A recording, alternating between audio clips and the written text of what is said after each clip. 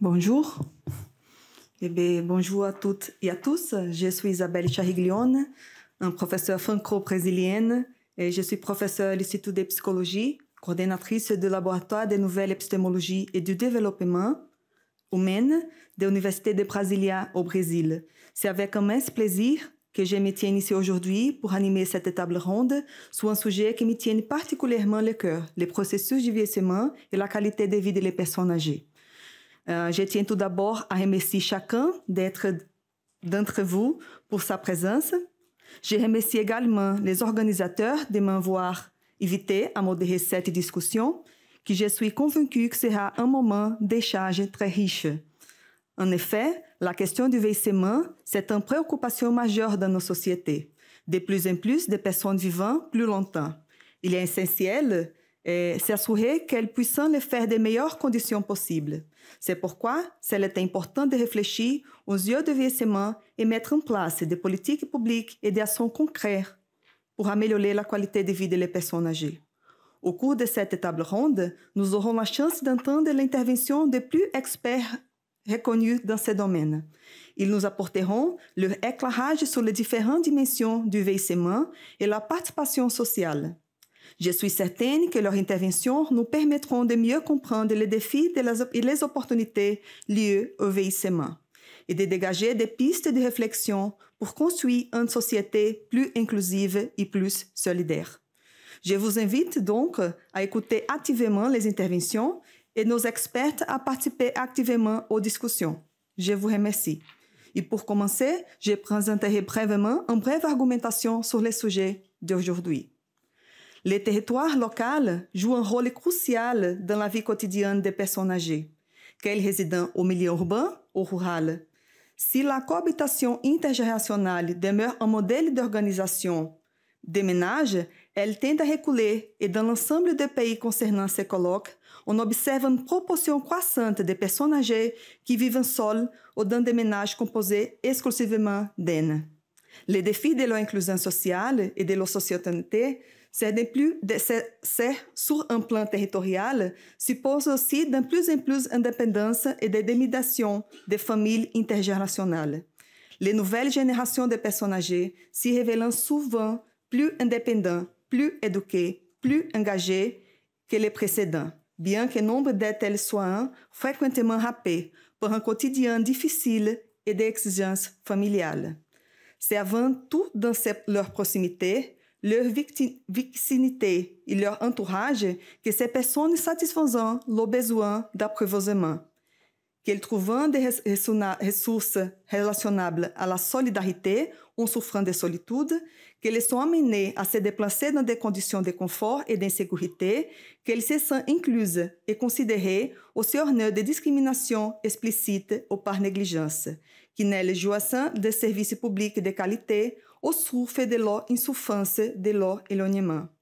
C'est aussi à cette échelle spatiale que parviennent de maintenir une participation citoyenne active, qu'elle engage dans les collectifs, des associations, qu'elle déploie d'activités intégrales et intergénérationnalité, et qu'elle bénéficie de services et ressources adéquats offerts par cette organisation de la société civile et des politiques publiques nationales ou locales.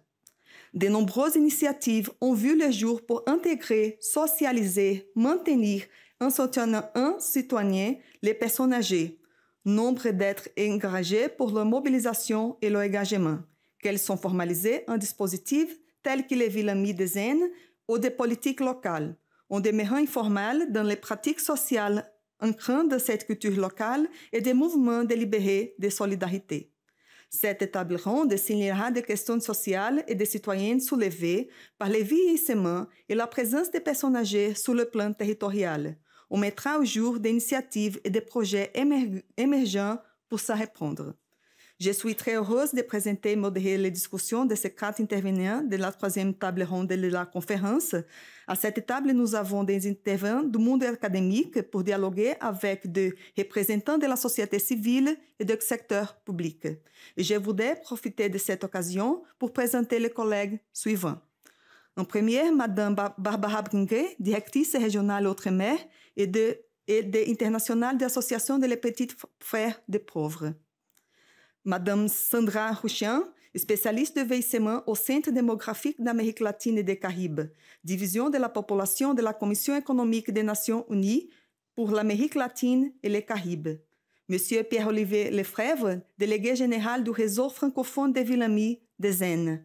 Et Madame Diana Meija, représentante du programme gouvernemental Famílias de Carinho en République dominicaine. Cette présentation, c'est l'occasion d'introduire les deux questions qui structurent cette table ronde et autour desquelles les participants organisent son intervention. La première question, c'est: quels sont les défis rencontrés pour maintenir et protéger l'inclusion sociale et la citoyenneté des personnes âgées dans leur diversité et sur leur territoire? La deuxième question: pourrez-vous parler d'initiatives de leurs acteurs de la société civile et des territoires pour maintenir l'inclusion et la participation civique des personnes âgées dans leur diversité? Pour information de tous, du point de vue organisationnel, on aura une intervention de 10 minutes pour chaque intervenant. Profitons de l'occasion pour remercier tous les invités et donc nous suivrons cette séquence de présentation. Madame Barbara Pringuier, s'il vous plaît, la parole. Bonjour à tous. Tout d'abord, un grand merci de m'inviter à participer à ce colloque. Alors, quand vous dites qu'on est des experts, je vais juste parler de mon expérience de directrice internationale chez les Petits Frères des Pauvres, association qui lutte contre l'isolement des personnes de plus de 50 ans vivant dans des conditions de précarité en France et dans 23 autres pays. Voilà, et donc on est confronté à la question du vieillissement. Et donc, je vais répéter un peu des choses qui ont été dites hier par rapport au vieillissement. Et après, je vous parlerai effectivement de la question de l'isolement social et de ce qu'on peut faire et ce qu'on essaye de faire chez les Petits Frères des Pauvres. Alors, comme on l'a dit hier, si vous étiez là hier, le monde vieillit, ça c'est une chose, on parle de tsunami, de bombe démographique, de silver tsunami. Moi, je préfère parler de transition démographique, qui est à l'image de la transition climatique qu'on vit. Et je pense qu'on est peu à se rendre compte que effectivement ce changement démographique est énorme, et énorme pour notamment les pays du Sud, parce que ils sont pas prêts face à cette population qui vieillit. Entre 2015 et 2050, la proportion des plus de 60 ans et de plus va presque doubler, passant de 12% à 22%. Et comme on disait hier, au-delà du vieillissement, la question, c'est la rapidité du vieillissement. Et ça, c'est là où, en 115 ans, la France a connu un vieillissement de sa population de 7 à 19%. En Chine, ce phénomène ne devrait être vécu en 27 ans. C'est-à-dire qu'en 27 ans, de 2000 à 2027, la proportion des plus de 60 ans en Chine va passer de 10 à 20%. Dans les pays en développement comme la Colombie, la Malaisie, le Kenya, la Thaïlande, le Ghana, le taux d'accroissement du nombre de personnes âgées entre 1990 et 2025 devrait être de 7 à 8 fois plus élevé qu'en Grande-Bretagne ou en Suède. D'ici 2050, la proportion des personnes âgées de plus de 60 ans va représenter 25% de la population mondiale. Je pense que ça, c'est important de se le dire, et ce qui est dans ma position de directrice internationale chez les Petits Frères des Pauvres, souvent on se dit la problématique de vieillissement ne concerne que les vieux pays, entre guillemets, et non, tous les pays sont confrontés à ce vieillissement. Et ça, je pense que c'est des choses qu'il faut se dire et redire. Et ce vieillissement aussi va être confronté à toute le changement de la société civile, et comme je dirais tout à l'heure, ce changement de la taille des familles, de l'exode urbain, etc. Donc ça, c'est important. Alors, j'oublie de passer mes slides, ça, c'est pas génial. Donc, voilà, hop. Pourtant, je suis une femme, je devrais savoir faire deux choses en même temps, mais voilà. Donc, les grandes causes du vieillissement, vous les connaissez tous, hein, c'est l'augmentation de l'espérance de vie due à une meilleure nutrition, de l'hygiène, des progrès de la médecine, la baisse du taux de natalité, notamment du fait de l'urbanisation, de l'accès à l'éducation et à l'accès à la contraception, et puis l'évolution des structures familiales et sociales, et aussi le rôle et le changement du rôle des femmes dans les familles. Et ça, c'est important. On voit, alors je vais vous parler de l'Afrique aussi, le fait que les femmes ont accès à l'éducation de plus en plus, elles n'ont pas envie d'être réduites seulement à s'occuper des personnes âgées. Donc, comme je vous disais, la population mondiale va augmenter. On sera en 2050 plus de 9 milliards d'humains sur la Terre, dont 2 milliards d'entre nous auront plus de 60 ans. Je m'inscris là-dedans parce que j'aurai plus de 60 ans largement. Voilà. Et les pays les plus vieux seront européens et asiatiques. Oui. Les conséquences du vieillissement, ils sont d'ordre socio, politique, économique. En termes économiques, ce qu'on se disait hier, c'est la question des pensions et des retraites. Alors, quand il n'y a pas de système de retraite, c'est encore plus important. Il y a toute la question de la productivité du travail, parce que les personnes ne pourront plus travailler. Et puis, effectivement, se pose le problème sur les économies qui sont basées sur une économie informelle. Que vont devenir ces personnes âgées lorsqu'elles ne pourront plus travailler pour les 1,5 $ nécessaires à vivre ou un peu plus selon les pays. En termes de santé, il y a une vraie impact, c'est qu'aujourd'hui, les systèmes de santé, alors en Amérique latine et dans d'autres pays, ne sont pas prêts et n'ont pas encore assez de médecins pour faire face aux nouvelles questions de l'âge. Il y a très peu de gérontologues. On n'a pas assez de spécialistes. Et on voit... Alors, je suis plus expert je vous dirai tout à l'heure, en fait, les Petits Frères des Pauvres, on a une implantation au Mexique et dans les Caraïbes, mais on n'est aujourd'hui pas en Amérique latine, donc je connais un peu plus l'Afrique, mais je pense que c'est le cas aussi dans certains pays d'Amérique latine. Les gens ne savent pas ce que c'est, par exemple, Alzheimer et toutes ces maladies dégénératrices. Et donc, ils pensent que les gens sont fous, sont des sorciers. Et donc, c'est un rejet des personnes âgées. Et donc, ça, au niveau de la santé, ça a un vrai impact. Et il va falloir que les pays s'habituent à avoir des personnes âgées. Après, en termes de changement de la structure familiale, l'isolement des personnes âgées, tout ça, c'est des changements sociaux très importants.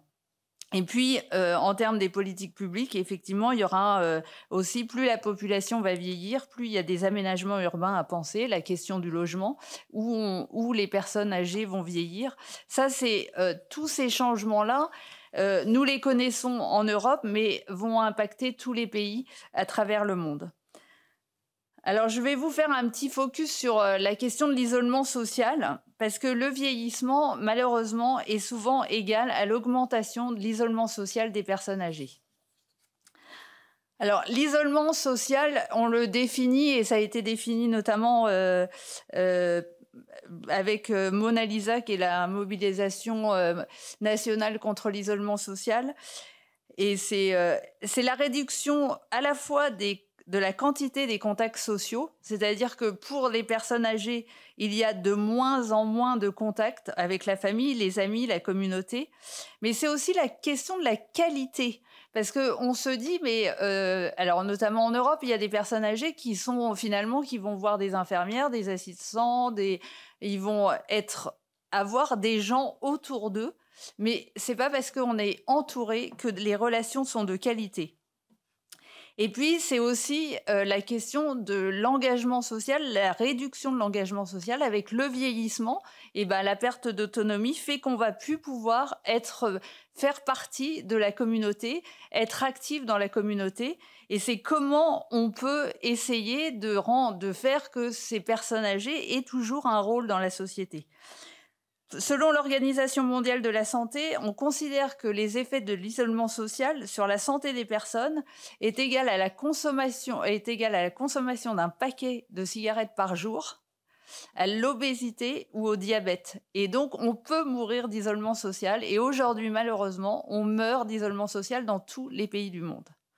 Et vraiment, un message, c'est que c'est pas que dans nos pays, nos vieux pays qui ont vieilli plus tôt. Alors, l'isolement social en quelques chiffres. Alors, il est compliqué effectivement d'avoir exactement des chiffres exacts, hein, mais selon l'Organisation mondiale de la santé, il y a des millions de personnes âgées isolées à travers le monde.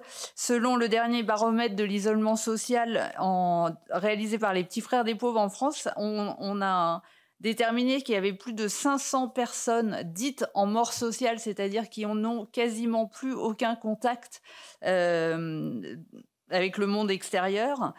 Et donc, ce que je vous disais, les Petits Frères des Pauvres, on est présents au Mexique et dans les Caraïbes, mais j'ai trouvé que, sur Internet, qu'au Brésil, une étude a révélé que 15% des personnes âgées ressentent un isolement social significatif. Au Mexique, ça sera environ 28 personnes des personnes âgées de plus de 60 ans vivent seules, donc ce qui peut effectivement augmenter le risque d'isolement social. Et en Argentine, près de 20% des personnes âgées se sentent seules ou socialement isolées. Donc, je le répète, tous les pays sont impactés par l'isolement social des personnes âgées. Alors, je vais vous parler un peu plus de ce qu'on connaît et ce qu'on fait au niveau des Petits Frères des Pauvres.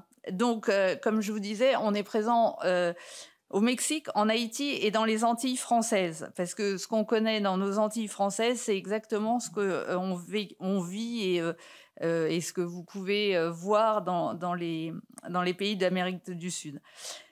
Donc, au Mexique, les causes de l'isolement social des personnes âgées sont l'immigration. Et l'immigration, quand elle est malheureusement sans papier, c'est un non-retour pour les personnes qui immigrent. Et donc, s'ils laissent derrière eux les personnes âgées, leurs parents, et ben, ça veut dire qu'ils ne vont jamais les revoir, ou quasiment pas, parce qu'ils savent que s'ils reviennent au Mexique, ils sont condamnés ou ils ne vont peu avoir de chance de repartir vers les États-Unis généralement. Ce qu'on voit aussi, c'est une vengeance des enfants qui ont été souvent maltraités dans leur enfance et qui finalement vont abandonner leurs personnes âgées au sein même des familles. La personne âgée va avoir un toit, va être dans l'enceinte familiale, mais avoir très peu de contact avec la famille parce que les enfants, c'est un peu une vengeance par rapport à ce qu'ils ont vécu quand ils étaient enfants.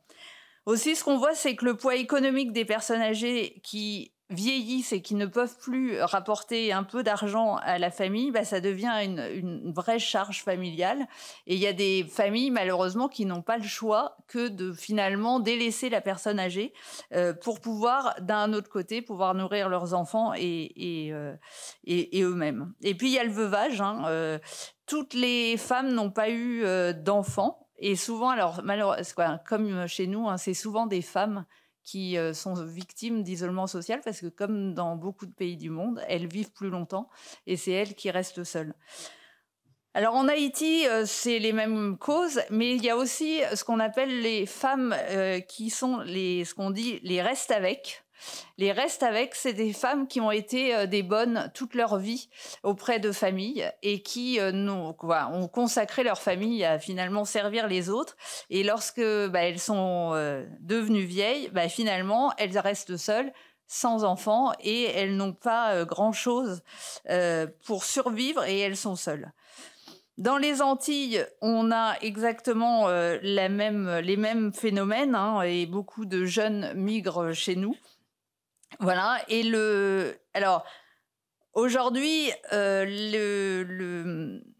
face à cette transition démographique, c'est effectivement les États doivent prendre des mesures pour s'adapter à nos sociétés et faire évoluer les politiques publiques.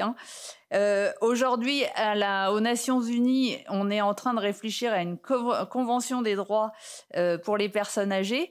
C'est en cours. Est-ce que ça va avoir le lieu? On n'en sait pas. Mais n'empêche qu'il y a des choses à faire pour ces personnes âgées. Aussi, ce que je vous disais, en Guadeloupe et en Martinique, on connaît les mêmes effets. On a l'impression que l'État français, je ne sais pas s'il y a des représentants de l'État français dans la salle, mais n'a pas pris en compte ce vieillissement de nos populations d'outre-mer. Alors, c'est nos départements d'outre-mer qui sont la Guadeloupe, les Antilles et la Réunion vont être les départements les plus âgés de la France, tandis qu'ils étaient les plus jeunes il y a une vingtaine d'années. Et c'est la même chose, il n'y a pas assez de médecins, il n'y a pas assez d'infrastructures d'hébergement, etc., etc. Alors effectivement, tous nos partenaires nous disent face à ça, l'État ne fait rien, les États ne font rien. Et nous, on pense chez les petits frères des pauvres que ce n'est pas qu'une histoire d'État, c'est aussi une chose où la mobilisation citoyenne est importante. La lutte contre l'isolement des personnes âgées ne peut pas être que l'affaire des États, même s'ils ont leur rôle à jouer. Mais ce qu'on pense chez les petits frères des pauvres, c'est que pour tous les citoyens, on doit pouvoir se mobiliser pour pouvoir construire une société plus inclusive et permettre à toutes les générations de vivre ensemble.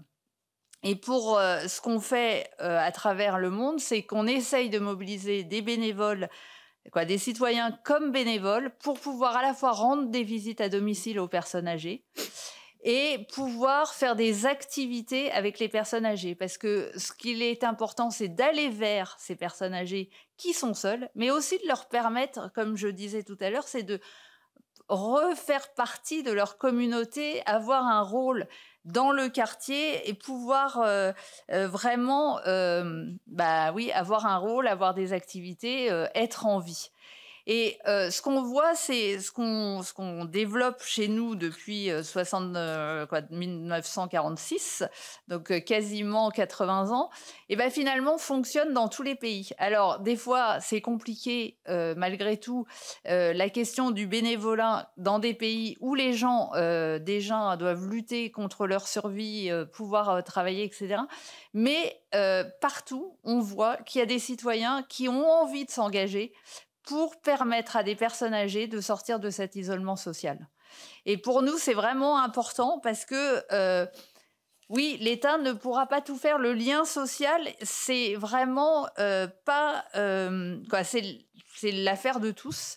Et ce qui est important aussi, et dans notre dernier rapport que les petits frères ont sorti sur la question des liens entre générations, ce qu'on voit en France, c'est pas que les générations n'ont pas envie de se rencontrer, c'est pas que les jeunes n'ont pas envie de rencontrer les plus vieux ou vice-versa, mais c'est qu'il y a pas d'opportunités pour des rencontres et des choses ensemble.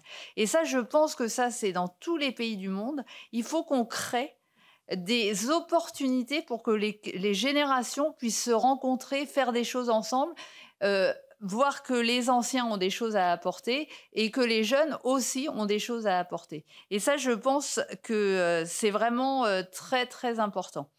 Donc voilà, c'est ce qu'on fait chez les petits frères des pauvres, hein, c'est retisser du lien social, c'est notre proposition et c'est l'affaire des citoyens. Et c'est pour ça que voilà, on est aujourd'hui interpellé par beaucoup d'associations à travers le monde. Et aujourd'hui, moi, ça fait 15 ans que je travaille chez les petits frères des pauvres. Il y a une dizaine d'années, on n'avait quasiment pas d'appel des pays du Sud. Aujourd'hui, de plus en plus, on soutient une action au Vietnam, en Inde, en Haïti. Donc, c'est là où on se dit que malheureusement, on partage ces causes du vieillissement et que l'isolement des personnes âgées est partout dans le monde. Je vous remercie.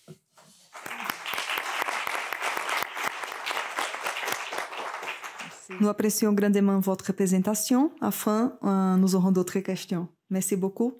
Dans ce moment, s'il vous plaît, la parole avec Madame Sandra Huichuan, spécialiste du vieillissement au Centre démographique d'Amérique latine et des Caraïbes, division de la population de la Commission économique des Nations unies pour l'Amérique latine et les Caraïbes.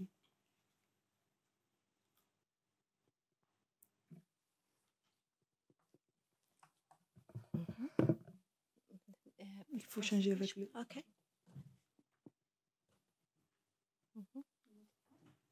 OK.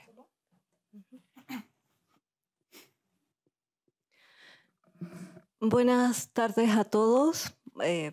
Muchas gracias por la invitación a esta importante actividad donde, desde mi punto de vista, uno de los desafíos más importantes tiene que ver con el intercambio de conocimientos y experiencias. Me resulta a veces un poco, me conflictúa un poco, y porque soy latinoamericanista, escuchar ciertas intervenciones o ciertas opiniones respecto a cómo América Latina y el Caribe estamos enfrentando el envejecimiento de la población. Y lo digo en el mejor de los sentidos porque creo también que junto con este intercambio de experiencias debemos desmitificar algunos de los elementos claves que tienen que ver con esta mesa redonda y que son la ciudadanía, la cohesión social y los territorios. Ayer ya se dijo que el envejecimiento es un proceso heterogéneo. Lo es no solamente a nivel mundial, sino también a nivel de los países. Latinoamérica se caracteriza por ser una región extremadamente heterogénea y donde también convivimos con desafíos estructurales como la desigualdad, que todos ustedes conocen, y con otros, yo diría, con otras fronteras que tenemos que derribar junto con llamar la atención respecto al tema de envejecimiento. Y les voy a explicar por qué. En nuestra región coexisten, obviamente, distintas personas, no solamente distintas nacionalidades, sino también somos diferentes de acuerdo a dónde vivimos, si vivimos en una zona rural o una zona urbana, pese a ser una región bastante urbanizada. Tenemos diferencias, al igual que el resto del mundo, según nuestro género, pero también tenemos otras diferencias que suelen ser causa de discriminación estructural y tiene que ver con el origen étnico indígena.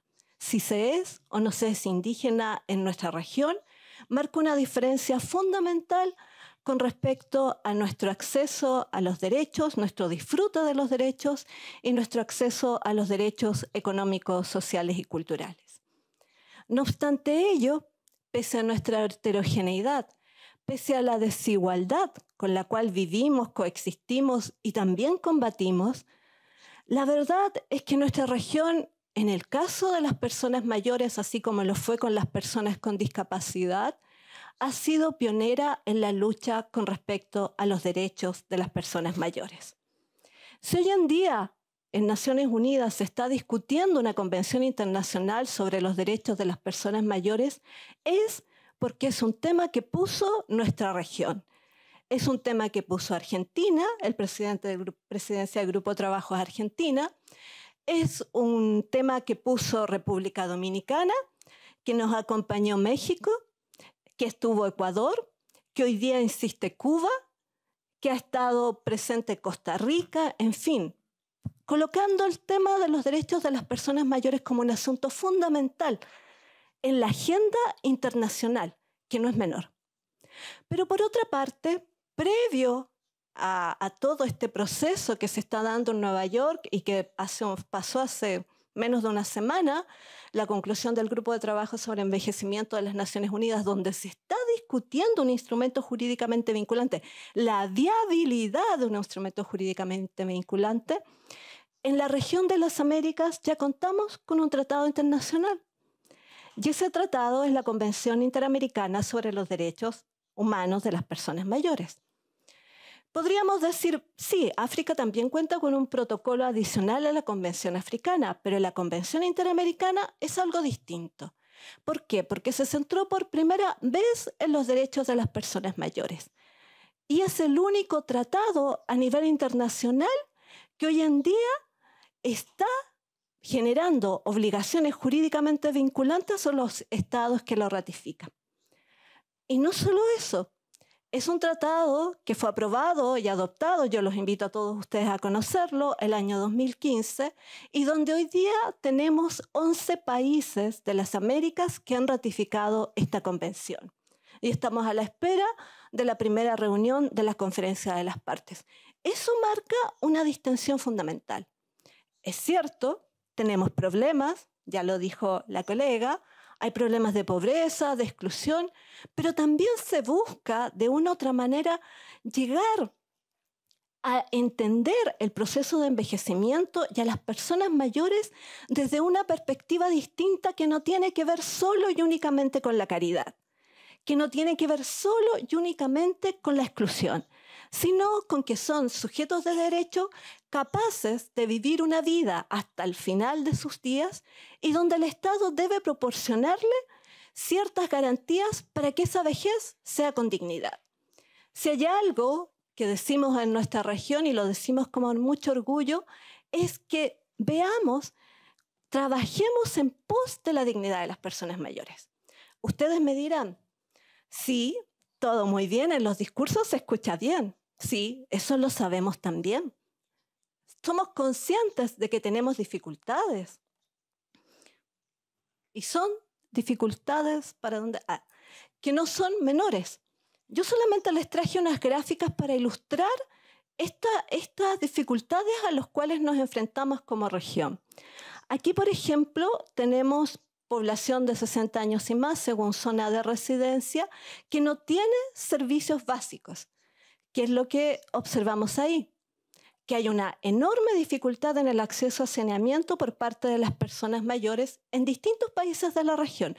No es toda la región, pero hay países que tienen más dificultades que otros. Quienes se ven bastante afectados, fundamentalmente, es la población femenina, rural. Si a eso le sumamos el origen étnico indígena, vamos a encontrar también que es uno de los grupos más afectados. Y por otra parte, eso no nos afecta solamente por el tema de ser de 60 y más, o ser mujer, o vivir en la zona rural, sino también tenemos afectaciones específicas por grupos de edad. ¿Por qué hago estas distinciones? Porque es necesario que cuando hablemos de envejecimiento pensemos en esta diversidad. En esta diversidad que como nuestra región nos marca, en esta diversidad que a nivel y al interior de los países nos marca y que de una u otra manera se está trabajando para lograr erradicar estas desigualdades y dificultades. Por otra parte, es cierto, tenemos una situación de pobreza que afecta a las personas mayores. Esta es solamente una estadística muy general. Es un promedio de América Latina y el Caribe, población de 60 años y más en situación de pobreza. Y ustedes pueden ver las diferencias entre hombres, mujeres, incluso entre las mismas mujeres si viven en un área urbana o viven en un área rural.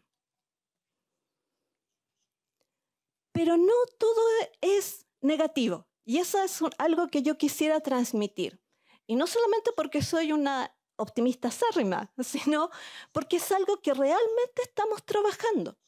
Y yo quisiera que todos comprendiéramos esa perspectiva, de que no es algo que esté soslayado, que efectivamente hay instituciones específicas dirigidas a las personas mayores en la región que trabajan con ahínco para lograr posicionar el tema al interior de sus gobiernos.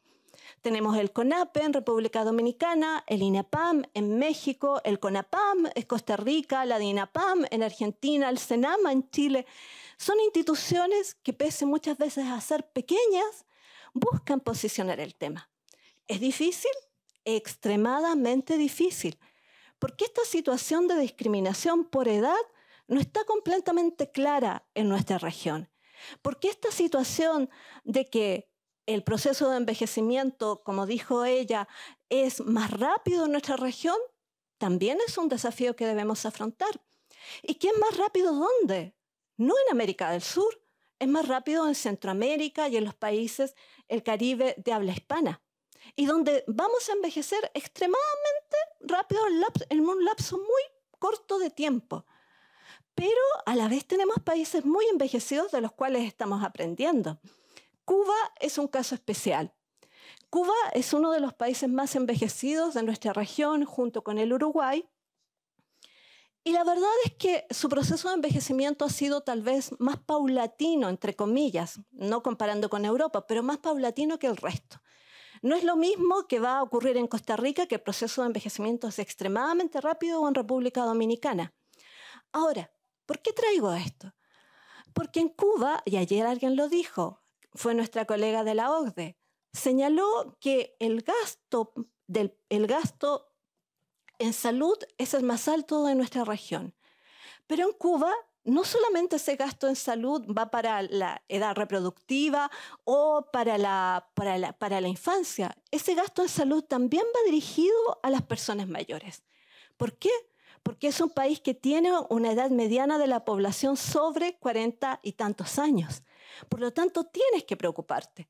Es un país que de la década del 70 tiene una tasa global de fecundidad muy por debajo del nivel de reemplazo, al igual que está enfrentando hoy día Costa Rica. ¿Pero qué tenemos aquí? Tenemos un país donde, a pesar de todas las dificultades que enfrenta, cuenta con una infraestructura de servicios de cuidado sumamente importante para las personas mayores.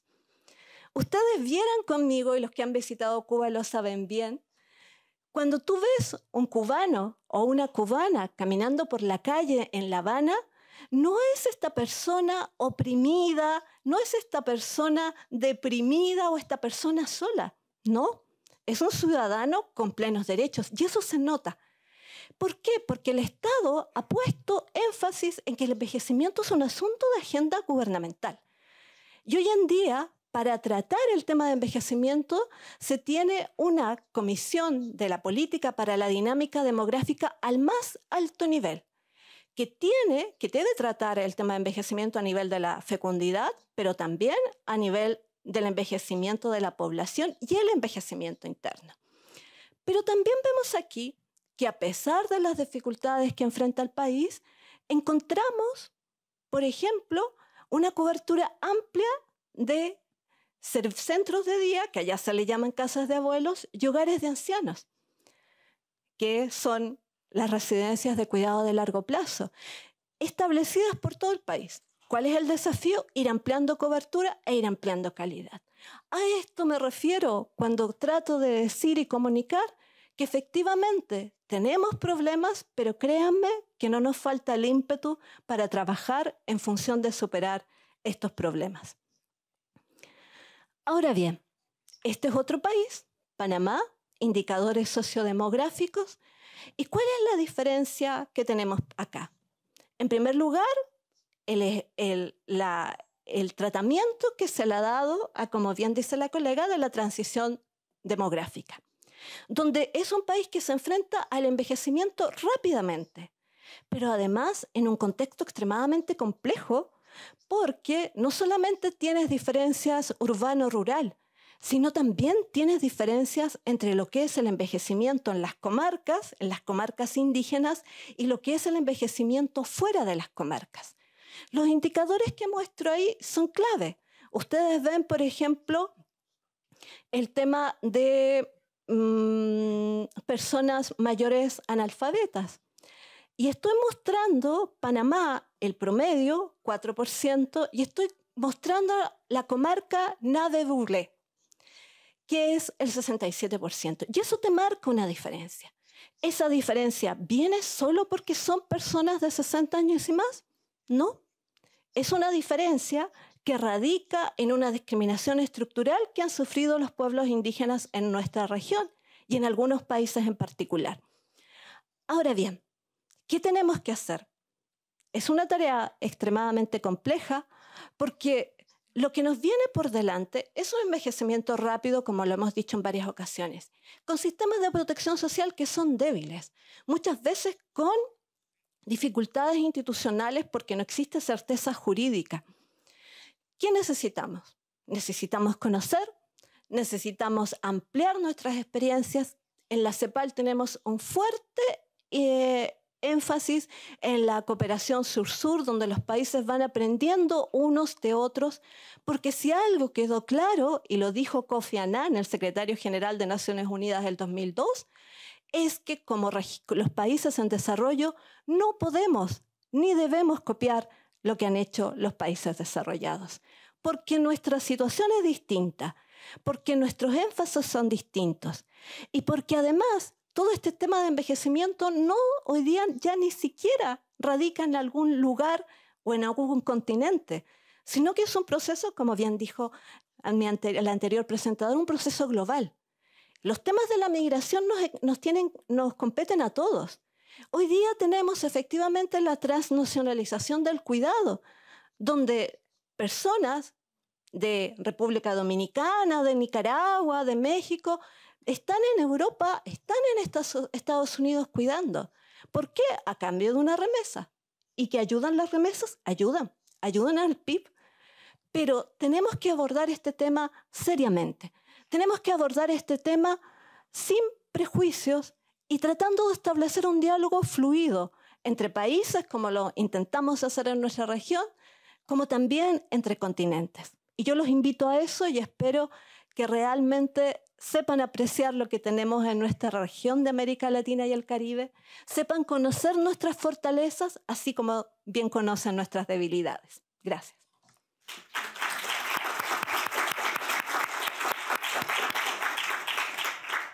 Merci beaucoup pour votre présentation. Et dans ce moment, la parole, c'est avec M. Pierre-Olivier Lefebvre, délégué général du réseau francophone des villes Amis des N. Merci beaucoup. Merci, bonjour à tous. Merci pour votre invitation. Alors, je ne vous ai pas préparé de PowerPoint, car étant un homme, je sais à peine faire une chose à la fois. Mais je vais quand même essayer d'être à la hauteur des débats d'aujourd'hui. La démarche Amis et communauté Amis des aînés, c'est une démarche de l'OMS qui s'est basée sur en fait cette question dont vous parliez tout à l'heure du défi démographique. Les territoires vont vivre un accroissement plus ou moins rapide du nombre d'habitants âgés et donc ça a forcément un impact, je dirais, local. Donc l'idée, c'est pas de s'inquiéter, l'idée, c'est pas de se dire que c'est un poids, une charge, un problème. On est vraiment sur un défi à relever. Et ce qui est intéressant dans la démarche qu'on anime, en particulier sur la France, c'est de s'apercevoir que les territoires ont envie d'anticiper pour prévoir et pas seulement pour prévenir. D'abord parce qu'on ne peut pas prévenir le vieillissement, puisque individuellement, on est quand même plutôt tous très contents de prendre de l'âge et de vivre plus longtemps. La question, c'est comment on prévoit cette modification de l'usage du territoire. Et l'intérêt de la démarche Amis des aînés, c'est une démarche qui est locale, qui est pratique. Et donc, ça demande de comprendre cet enjeu démographique. Le premier défi qu'il y a à comprendre, c'est quelque part que l'équilibre entre les générations se modifie, qu'il n'est pas le même en fonction des endroits, si on est en territoire urbain, rural, périurbain, et que par contre, ça demande d'être analysé. Et très souvent, on travaille avec les collectivités pour leur dire, il ne faut pas simplement regarder les vieux exceptionnels, celui qui dure très très longtemps. Voilà, je ne sais pas si dans les pays d'Amérique latine, on fête les centenaires, mais en France, devenir centenaire, en particulier pour les femmes, ça devient de plus en plus banal, tellement il y en a. Voilà. Mais le nombre qu'on ait à habiter longtemps et de façon massive change les choses et on ne doit pas avoir une injonction de bien vieillir, de bien réussir sa retraite, comme si c'était simplement une responsabilité individuelle, personnelle. C'est aussi une responsabilité du territoire dans lequel on est, ce côté communautaire de l'enjeu. Et ça doit être pensé, parce que sinon, on est exclusivement dans des réponses qui sont liées aux pertes d'autonomie, aux pertes de capacité financière, aux questions d'isolement. Et nous, on pense que cette dimension, je dirais, de vouloir vivre ensemble avec son âge et non pas à cause de son âge, eh bien, c'est un défi qui peut se relever intelligemment s'il y a différents portages.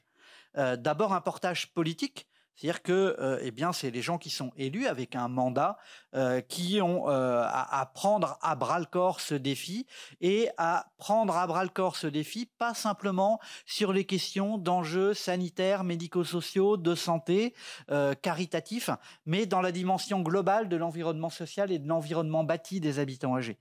La deuxième chose, c'est le portage d'usage, c'est-à-dire d'inclure les habitants pour faire en sorte que, eh bien, ils nous renvoient quelles sont leurs priorités, qu'est-ce qu'ils attendent du territoire, qu'est-ce qu'ils attendent pour, je dirais, réussir cette vie à la retraite en termes de politique publique pour non pas dire qu'on fait quelque chose pour eux, mais qu'on fait quelque chose avec eux et qu'on fait quelque chose ensemble. Ça n'est pas que des mots.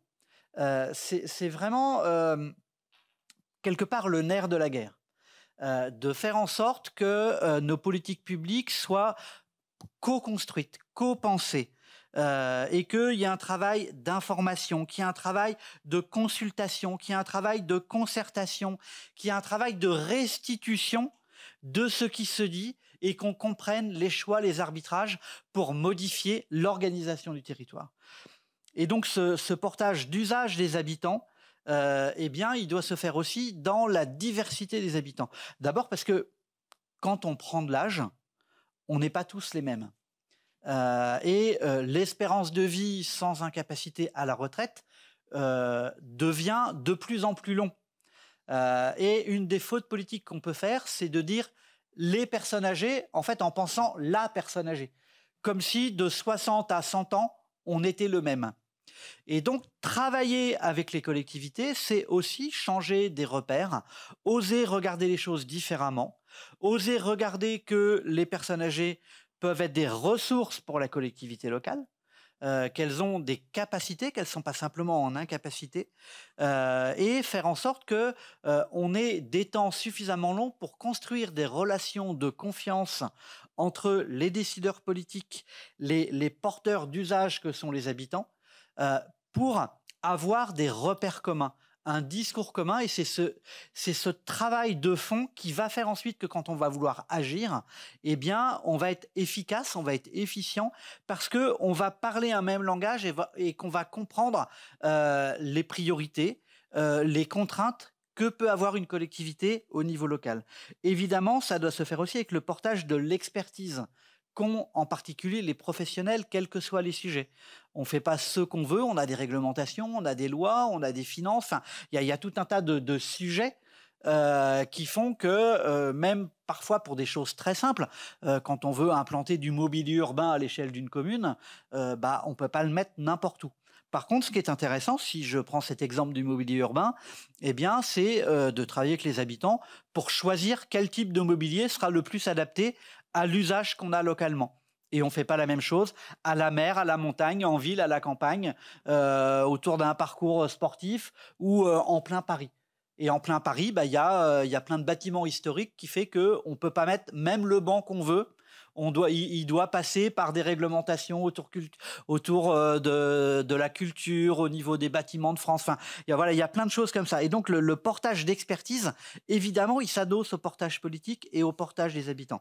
Et puis, le dernier portage qui nous semblait intéressant d'appuyer, c'est le portage de l'analyse, de l'évaluation de la politique publique et puis du travail de la recherche qui peut être fait pour comprendre les enjeux, pour voir les améliorations, pour voir là où on progresse et du coup, cette question de la transmission.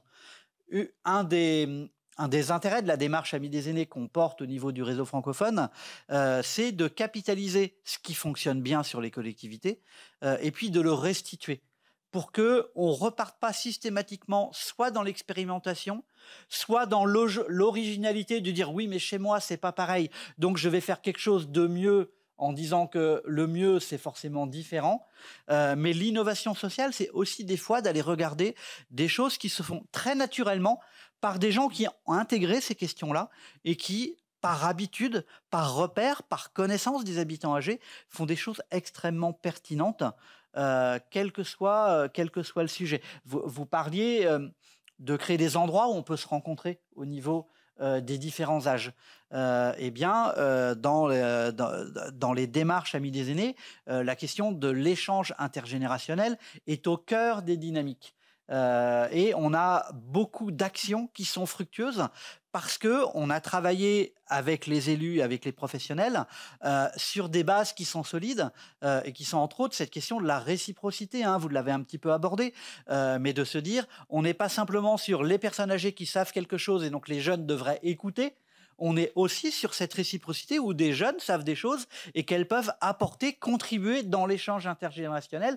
Et de ce fait-là, une fois qu'on a chacun eu quelque chose à se dire, eh bien, on peut vivre des choses ensemble et donc on peut construire une forme de solidarité. Et par rapport à cette question d'isolement social qui a été abordée au début de la table ronde, eh bien, on va plus loin pour résoudre les questions d'isolement social parce qu'on a reconstruit un réseau social où on avait quelque chose à apporter à la société. Donc on voit que cette qualité de relation sociale, elle ne se décrète pas uniquement par rapport à ce qu'on a vécu avant d'être une personne âgée, elle se vit aussi en se projetant vers l'avenir. Très souvent, on dit aux décideurs publics, pourquoi quand vous rencontrez une personne âgée, la première chose que vous lui demandez, c'est qu'est-ce que vous faisiez avant? Alors je ne sais pas si vous le faites, mais moi, je vous invite à plus poser cette question-là, mais à dire qu'est-ce que vous faites aujourd'hui? Qu'est-ce que vous aurez envie de faire demain?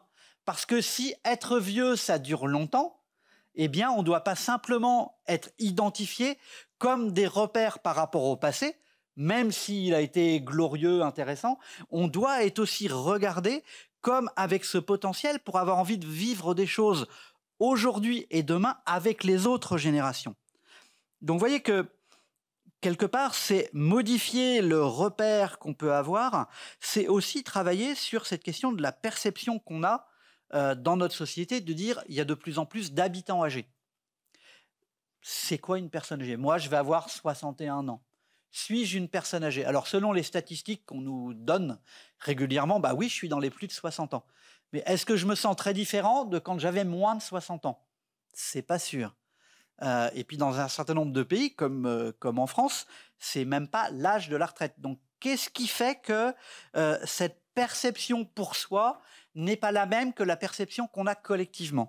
Et ça demande de réfléchir au regard qu'on a soi-même sur son propre vieillissement et sa propre longévité. Ça demande aussi de réfléchir sur le regard qu'ont les autres sur ça. Est-ce que c'est quelque chose de positif ou est-ce que c'est quelque chose de négatif?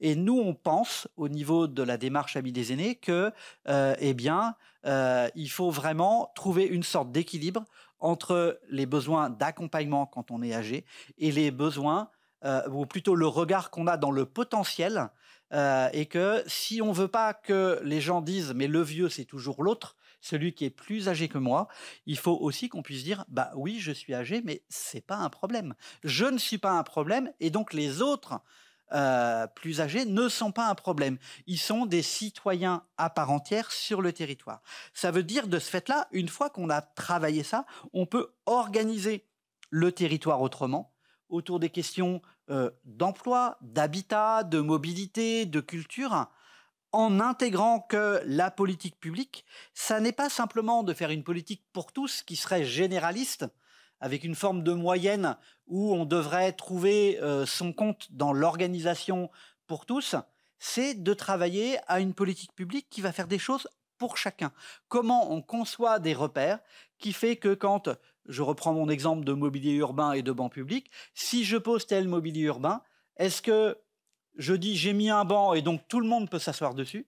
Ou est-ce qu'en travaillant avec les habitants âgés, on va avoir choisi tel type de choses qui va faire que les personnes âgées vont pouvoir s'asseoir dessus, mais évidemment tous les autres âges aussi, ça ne retire rien. Quand on va faire du transport urbain, eh bien, comment on va penser un transport urbain qui fait que, on se dit c'est aussi fait pour moi, même si j'avance moins vite, même si j'entends moins bien. Comment on va construire de l'habitat dans une gamme d'offres qui ne va pas opposer les choses entre l'habitat dans lequel on peut avoir vécu longtemps mais qui est plus adapté à son avancée en âge, sans forcément se dire si je m'en vais de ce logement-là, je dois aller en maison de retraite, en EHPAD, comme si j'étais en incapacité très très grande. Donc comment on va avoir une gamme d'offres? Et à titre personnel, j'habite dans des habitats qu'on dit inclusif en France. Alors le terme n'est pas excellent, mais en tout cas, c'est des gens qui ont décidé de changer de lieu de vie au moment de leur retraite à 60, 70, 80 ans, en se disant le logement qui continuera d'être mon chez-moi sera mieux adapté à mon avancée en âge, et en même temps, on va créer une sorte de communauté parce qu'on habite les uns à côté des autres, et puis il y aura une salle d'activité, il y aura quelqu'un qu'on rémunère pour faire en sorte qu'on ait une vie sociale, qu'on ait un lien, qu'on réapprenne à s'entendre, à se connaître, à accepter aussi nos différences, parce que c'est pas parce qu'on est âgé qu'on est plus tolérant que les autres générations, parfois moins, parce qu'on se lâche, et que du coup, réapprendre à vivre ensemble, c'est pas simple. Mais ce qui est intéressant, c'est qu'en fait, c'est des gens qui ont osé une nouvelle aventure au moment de leur arrivée dans un âge certain. Et ça, c'est quelque chose d'extrêmement positif. Alors évidemment, ça demande des moyens pour mettre en œuvre ensuite les politiques publiques, mais les moyens, ils sont de deux dimensions. Ils sont dans une dimension, d'abord, d'avoir quelqu'un qui va faire la coordination pour que cette politique publique sorte d'une sorte de catégorisation entre tous les sujets qui sont menés sur le territoire. C'est quelqu'un qui va coordonner cette démarche participative avec les habitants, qui fait que la prise de parole des habitants va être structurée, qu'on va prendre le temps pour faire les choses. Et c'est pas simple quand on n'a jamais eu dans tout son parcours de vie accès à la prise de parole. C'est pas parce qu'on vous demande est-ce que ça vous va ou est-ce que vous avez quelque chose à dire que vous vous sentez légitime pour le faire. Donc ça demande aussi d'être outillé, d'être organisé. Et au niveau du réseau, on a mis en place des outils de démarche participative, on a mis en place des outils de diagnostic territoriaux pour soutenir les acteurs locaux et qui se perdent pas sur des enjeux en manquant de méthodologie. Ensuite, chaque action publique, quand on va faire du logement, quand on va faire de la voirie, quand on va faire un programme culturel, la question qui est posée, c'est est-ce qu'en mettant en place telle ou telle chose, les habitants âgés vont se dire c'est aussi fait pour moi, ou est-ce qu'ils vont se dire je ne trouve pas ma place dans la façon dont c'est organisé. Et ça, c'est vraiment un changement de repère. Alors évidemment, on a mis en place des outils, on a mis en place des exemples, on a plus de 600 fiches retour d'expérience sur le site du réseau qui permettent en fait d'aller puiser à la source qu'est-ce qui fonctionne pour repartir de véritables expériences non pas innovantes, mais des expériences qui fonctionnent. Il y a des choses, elles sont anciennes, mais c'est pas parce que c'est ancien que c'est pas bien. C'est vraiment très important. Alors je dis ça parce que je ne sais pas si dans vos pays c'est le même questionnement, mais souvent on veut que ce soit nouveau en disant c'est innovant, ça sera mieux, comme si ce qui se faisait précédemment n'était pas adapté aux besoins. Parfois c'est adapté, parfois ça n'est pas adapté. Et donc, il me reste combien de temps? Un quart d'heure, 20 minutes? Ah. Ouais, bien sûr. J'en ai plus. Je peux continuer, pas de problème. Ça peut être un peu plus vite, mais il y a encore deux. D'accord. Non, je vais peut-être juste terminer. C'est une question difficile, mais c'est bon, vous écoutez. Merci beaucoup. Terminer mon propos sur des choses qui nous paraissent importantes pour progresser sur les territoires, comme autour des questions d'autonomie, services et soins. Par exemple, on voit de plus en plus de collectivités qui vont créer des mutuelles communales, pas que pour les personnes âgées, mais qui vont faire en sorte, par rapport à cette difficulté en fait de l'assurance maladie qui couvre pas tout, les frais de santé, de se dire à l'échelle d'une commune, on va se mutualiser pour faire baisser le prix de la mutuelle. C'est de travailler, par exemple, avec les questions du sport, qui peut parfois se faire sur ordonnance et qui, grâce au médecin, qui est un peu le tiers de confiance médicale, redonner envie à des personnes âgées de faire de l'activité physique et en faisant cette activité physique, de retisser du lien à travers quelque chose qui est lié au potentiel. Au niveau de la culture, on travaille en disant vous faites un programme culturel. Ce qui est important, c'est qu'il y ait de l'offre suffisamment large pour que ça plaise à toutes les générations. L'objectif, c'est pas de faire quelque chose pour les âgés et à côté quelque chose pour les jeunes, c'est d'organiser les choses pour que quand on est âgé, on se dise qu'on peut y aller en pensant aux horaires. Parce que si c'est trop tard le soir, on va pas y aller. En pensant à est-ce qu'on peut y aller facilement et qu'il n'y a pas 500 mètres à faire à pied qui va me dissuader. En ouvrant le lieu culturel suffisamment en amont, parce qu'on sait que les personnes âgées, elles souhaitent avoir le temps et pas être débordées, ne pas être en retard, ne pas se faire remarquer et pouvoir aller aux toilettes avant que ça commence, de pouvoir retrouver ses amis qui sont venus d'ailleurs et rentrer ensemble.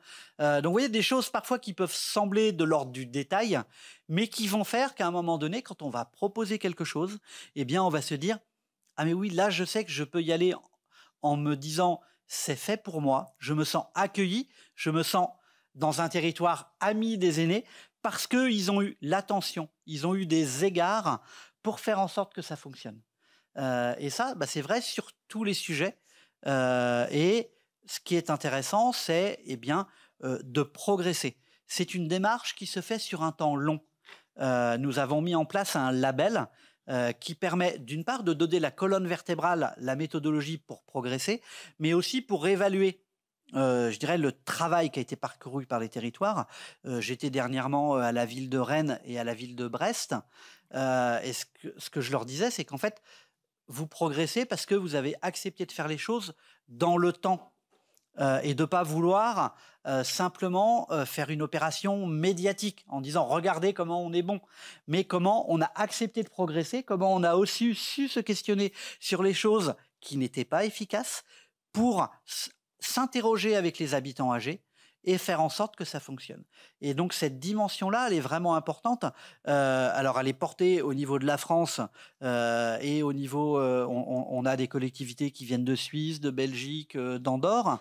Il y a les territoires évidemment du Québec, d'où vient ce programme, qui sont impliqués.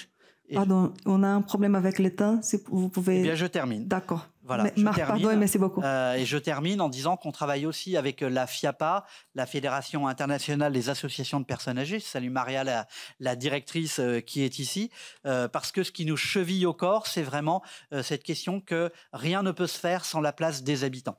Voilà, merci beaucoup pour votre écoute.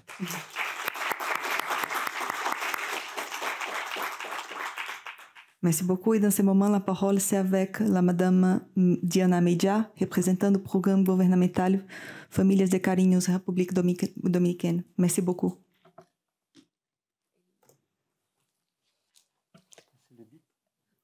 Sí, ok. Gracias. Bueno, buenas tardes. En nombre del Consejo Nacional de la Persona Envejeciente, CONAPE, y nuestro director ejecutivo, el doctor José García Ramírez, le damos las gracias por la invitación y la participación en este importante coloquio para presentar un programa muy importante para la República Dominicana y para este Consejo. Permítanme un minutito para explicarle qué es el Consejo Nacional de la Persona Envejeciente. Es el órgano rector responsable de diseñar e implementar todas las políticas públicas a favor de la población adulta mayor. Y es creado mediante una ley, la Ley 352-98, sobre protección a la persona envejeciente. Entonces, esta entidad tiene la responsabilidad de orientar a las entidades públicas y privadas que entregan servicio a la población adulta mayor y también de darle la acreditación legal para que puedan operar. Este es nuestro director ejecutivo, es nombrado mediante decreto presidencial en el 2020 y lleva a cabo toda la política pública de envejecimiento del país. Es médico cardiólogo y ha sido reconocido con los más altos méritos de la medicina dominicana. Brevemente, para el gobierno de nuestro presidente Luis Abinader se ha colocado como una prioridad de política pública nacional el tema del adulto mayor y es mejorar la calidad de vida de las personas mayores. Hay alrededor de 10 programas y actividades que van enfocadas a el logro de este objetivo, como los servicios de alojamiento que viene dado por las residencias y los hogares de día, con una metodología Secretaría de Servicios, Capacitación y Recreación, que hemos denominado SECARE. Están en todas las provincias, en la comunidad, y están amarrados a un sistema del CONAPE. También acá dentro de los servicios de acogida tenemos el programa que vamos a presentar hoy, que es el programa Familias de Cariño, que es del cuidado domiciliario. Aquí es importante ver que es la meta menor, una de las menores de todas, porque es un programa de recién incorporación del 2021. Con una meta apenas de 300 familias para atender. Las demás son un poco mayores. También con el tema de la construcción y equipamiento de hogares de día y la acreditación y habilitación de las asociaciones sin fines de lucro que trabajan con las personas adultas mayores y las transferencias monetarias.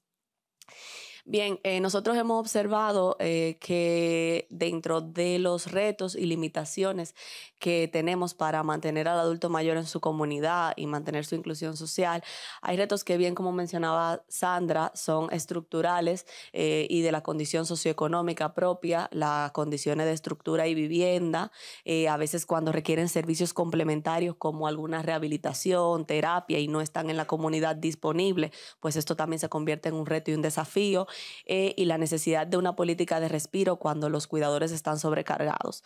En términos también ya intrínsecos o de propios de la población adulta mayor, la soledad hemos observado que está teniendo una pequeña incidencia, lo cual para nosotros es digamos, sorpresa, porque nuestra cultura es muy alegre, muy animada, muy dada a estar unida, incluso geográficamente es pequeño, y por lo cual esto nos ha llamado la atención. Tenemos el tema de la negligencia en el cuidado, pues mantener una persona que esté bajo estas situaciones dentro de su comunidad también se complica, o las situaciones de salud mental por falta de recursos en la comunidad para atender estas condiciones, la discriminación por edad, las situaciones de dependencia y barreras arquitectónicas. Todas estas cuestiones se presentan como factores de riesgo para que la población no se mantenga en su comunidad. En el 2013, en una encuesta, nosotros pudimos ver que lo que las propias personas adultas mayores decía que les excluía o no le podía mantener en su comunidad era la limitación funcional, que a medida sentían que tenían una limitación en su capacidad funcional, se iban desplazando o retirando. Y este porcentaje, había un alto porcentaje, un 48%, que decía que a pesar de esas limitaciones, pues ellos sí querían seguir siendo parte de. Entonces, estos números no es que han variado mucho a la fecha, pero sí se han realizado programas para intervenir la situación. Ay, me fui para atrás.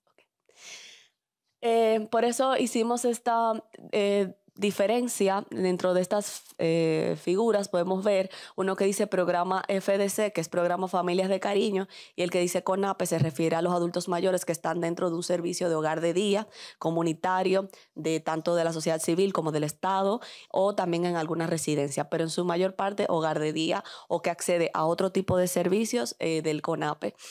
Y solamente coinciden en que ambos grupos les resulta fácil hacer amigos. Nosotros vimos de la escala soledad estas 4 variables, nos interesaba con relación al tema de familias de cariño. Y vimos que aunque les resulta fácil ser amigos en ambos grupos, a los que están dentro del cuidado domiciliario ya dice que no les interesa participar en ninguna actividad que se haga en la comunidad y que tampoco va, o sea, ni le interesa ni va. Sin embargo, los que sí están en hogares sí tienen el interés y sí quieren continuar participando. Entonces, también vimos que otro similar es que no le llaman o no le buscan, manteniendo la estadística que presentamos anteriormente de un 48%. Aquí 55 y 43 no le llaman o no le buscan. Entonces, esto para nosotros es muy importante para el tema de crear conciencia sobre el tema. Entonces, también pensamos que el tema de no querer participar, los que están en una modalidad de cuidado domiciliario, aparte de las limitaciones funcionales, puede ser que no existan servicios organizados que tomen en cuenta sus necesidades y que no se sientan integrados y por eso no quieran participar. El programa Familias de Cariño es un programa que tiene una propuesta de un enfoque tripartito para el cuidado y la atención del adulto mayor de manera domiciliar. Este programa establece una visión transformadora y es que en el artículo 3 de nuestra ley el mandato es exacto y habla de que hay que mantener al adulto mayor en su núcleo familiar lo más que se pueda. Eso está legalmente constituido. Entonces, todo lo que se diseña viene con este enfoque y habla de la responsabilidad al Estado, a la familia y a la comunidad para lograr esto. Sí hay brechas en el ámbito normativo, a veces para poder llevar hasta las últimas consecuencias cualquier acción de abandono, por ejemplo, por parte de un familiar o de un mismo quizás residencia, pero igual está establecido legalmente esa responsabilidad en el artículo 3. Entonces, este programa ha venido a contribuir específicamente a este punto, ya que hemos visto una baja en los intentos de ingresar adultos mayores a centros permanentes cuando no hay una condición de base que quizás requiera ese tipo o nivel de especialización de cuidados.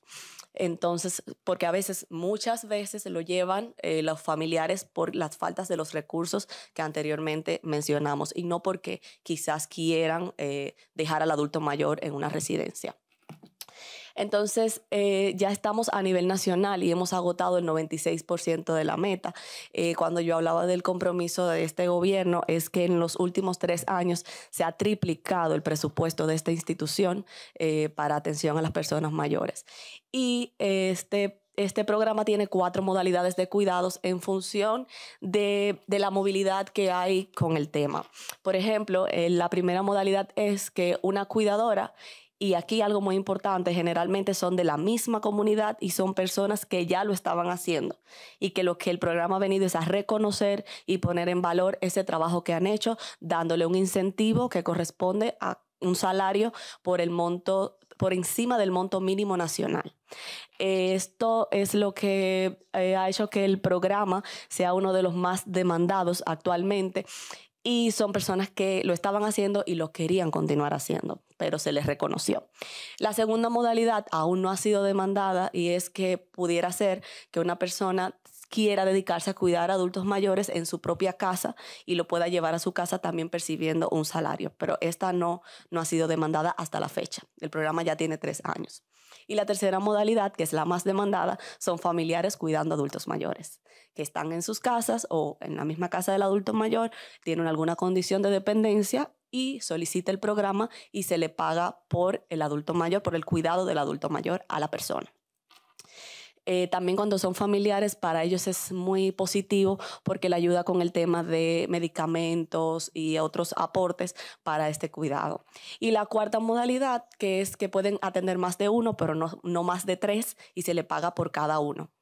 Y esta es una modalidad que básicamente hasta ahora la han pedido familiares que tienen, hijos que tienen a sus 2 padres, adultos mayores, y se le entrega el recurso por esto. La mayor parte son mujeres, el 63% de las personas atendidas, las adultas mayores, y un 36% hombres. El perfil de estos adultos mayores que están siendo atendidos por el programa, nosotros usamos la escala de valoración CATS para ver los niveles de dependencia, pero también agrupamos otras escalas. Tenemos lo que es el EDIAM, el Expediente de Desarrollo Integral del Adulto Mayor, que es con el que iniciamos esta valoración para poder ver qué servicios demanda y requiere en el tema de los cuidados. Y ellos en su mayoría están entre dependientes o con algún riesgo a la dependencia, agrupando las actividades básicas de la vida diaria y las instrumentales. Y obviamente las que se ven más afectadas son las instrumentales. En República Dominicana el tema del manejo de sus asuntos financieros, trasladarse, etcétera, es la parte más compleja. Y ahí es que nos llama la atención que los que están en cuidados domiciliarios pues están presentando nivel de soledad medio en 69%, a pesar de estar acompañados. Pero donde hay mayor o menor menor grado, este nivel de soledad es cuando los cuidadores son familiares. Y el vínculo de confianza es más establecido, obviamente, entre un familiar o esa persona de la comunidad que la reconoce, que es la vecina. Muchísimas la vivencia de muchas de ellas diciendo es que esa señora era como mi mamá o yo comía ahí cuando era chiquita y pequeña y ahora le estoy cuidando. Y eso hace que realmente el cuidado tenga una mejor calidad y tenga un valor agregado. En cuanto a la depresión, pues en su mayoría se encuentran en una situación normal, estable, pero sí tienen un 26% depresión moderada. Esto, lo importante del programa Familias de Cariño, aparte de entregar el servicio de cuidado domiciliario, reconocer y poner en valor el trabajo que estaban haciendo estas personas, es que el 64% ha mantenido las condiciones como entraron al programa y un 21% ha mejorado porque ha tenido acceso a otros servicios. Se conectan con otros servicios en la comunidad y un 61% tiene, por ejemplo, lo que es apoyo en medicamentos, consultas médicas, de seguimiento. Están los hogares de día que tienen habilitado todos esos servicios y entonces se lo pueden proveer en la comunidad. Y también tiene como positivo que estamos formalizando a esas cuidadoras y cuidadores con la profesionalización. En un 70% son 263 cuidadoras y cuidadores y un 70% de ellas dijeron tener interés en formarse en este tema y poder continuar cuidando durante su vida. Y ya sí tenemos programas de formación tanto a nivel técnico del Infotep, que es el Instituto de Formación Técnica Profesional del Estado Dominicano, pero también lo estamos haciendo en alianza con un sindicato de mujeres, la Federación Nacional de Mujeres Trabajadoras, que está acreditada por el Infotep y está apoyando todo este proceso para apoyar la formalización de este empleo. Y hemos integrado el programa a la estructura programática del CONAPE, lo que evidentemente le lleva más posibilidades de recursos y canalización de recursos. Finalmente, nosotros pudimos crear junto a Expertise Fran, el proyecto Vital, los manuales de buenas prácticas para este programa para mejorar la calidad del servicio que está siendo entregado, porque aunque tienen años haciéndolo, pues como estamos en este mismo proceso de formalización, hay que poderle explicar la ley del CONAPE, los protocolos, cómo tratar, qué es negligencia, qué no es negligencia, y todo esto lo trabajamos por esta vía y realizamos una herramienta de calidad con enfoque de atención centrada en la persona con el UNFPA. Esto han sido los principales logros del programa y nos enfrentamos a algunos retos y desafíos, como es la incorporación de los cuidadores y las cuidadoras en la seguridad social, ya que el programa es un programa social y no es un salario per se, aunque sea superior al monto del salario mínimo nacional, y estamos trabajando en ese punto, como también en poder proveer de herramientas de apoyo al cuidado para, como por ejemplo la adaptación física de viviendas o mobiliario especializado que sirvan para el cuidado y programas de apoyo en terapia para el tema de la movilidad. También apoyar con estrategias para la socialización de la población con su entorno, que cuando ya están a nivel domiciliar es, como pudimos ver, un poquito más desafiante, pero los conectamos con los hogares de día que permite un poquito ese espacio. Crear un programa de respiro a las personas cuidadoras y programas para la soledad y la autonomía en el manejo de los asuntos financieros de las personas mayores, porque hay mucho problema desde que el adulto mayor deja de poder manejar sus propias finanzas, tanto ya sea porque sea clase media, clase alta, que herencias, problemas con herencias, como le llamamos allá, la herencia en vida. Eso es un problema, pero también, aunque no haya recursos, entonces sí hay la pensión, que cada quien se la maneja el hijo, se la maneja el sobrino, y ya así se va desplazando su participación activa. Y la financiación del programa pues también es un reto y un desafío. Finalmente ya en las dimensiones de género, con respecto a las cuidadoras y cuidadores, pues el 86% son mujeres, pero esto ha venido cambiando porque cuando empezó el programa el 96% eran mujeres. Ya tenemos un 13% de hombres ocupándose del cuidado de las personas mayores y el 59% son familiares y el 40% no son familiares. Es más o menos parejo en cuanto a cuando el cuidador es familiar y no familiar, la proporción de hombres y mujeres cuidando, y los parentescos que están atendiendo más esta población son hijos y esposos, o sea, es decir, que también tenemos adultos mayores cuidando a adultos mayores. Eso sí es posible allá y se está trabajando con esa parte también. El 49% de los usuarios del programa, o sea, de los adultos mayores, están en una situación de vulnerabilidad económica, pobreza o pobreza extrema. Y aquí es importante porque nosotros a la par llevamos en República Dominicana lo que es comunidades de cuidado, la Política Nacional de Cuidados, que se articula desde el Ministerio de Economía y Supérate, Ministerio de la Mujer, donde vamos a implementar otra modalidad de cuidado domiciliario también a través de cooperativas, empresas y demás.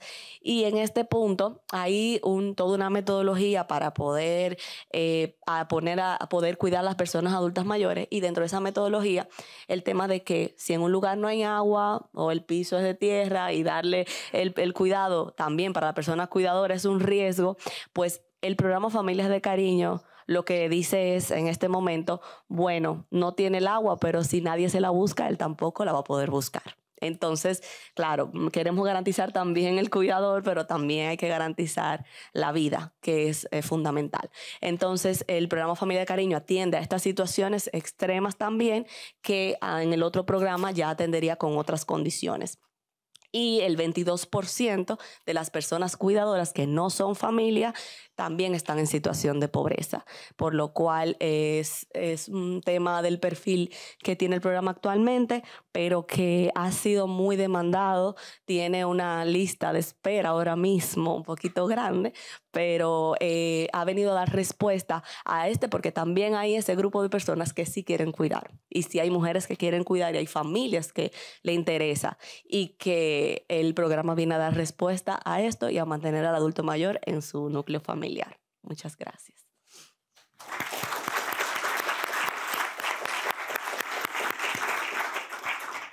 Merci beaucoup pour votre présentation. Passons maintenant aux questions. Il y a des questions, s'il vous plaît?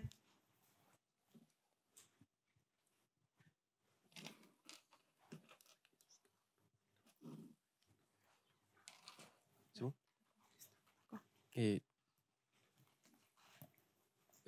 Merci beaucoup. Olivier Najar de l'AFD. Le pido perdón, voy a hacer la pregunta en francés, así que sea más claro. Je comprends que ce n'est pas que l'action publique de vos différentes présentations qui doit être mobilisée pour qu'il y ait un accompagnement fonctionnel des personnes âgées. La part de l'action publique paraît quand même assez essentielle.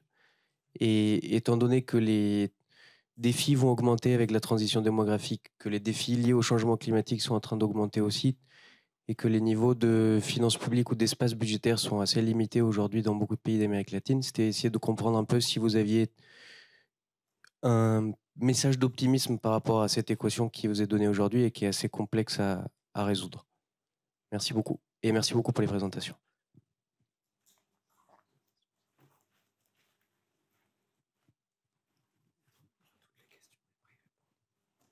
Elle fait des questions directement à quelqu'un. Il l'a fait. D'accord.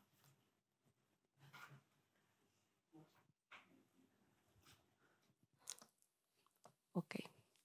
Bueno, en República Dominicana, por lo menos desde donde puedo hablar, hay algo positivo, y es que a nosotros el tema del adulto mayor lo tenemos como una prioridad. O sea, lo llevamos dentro.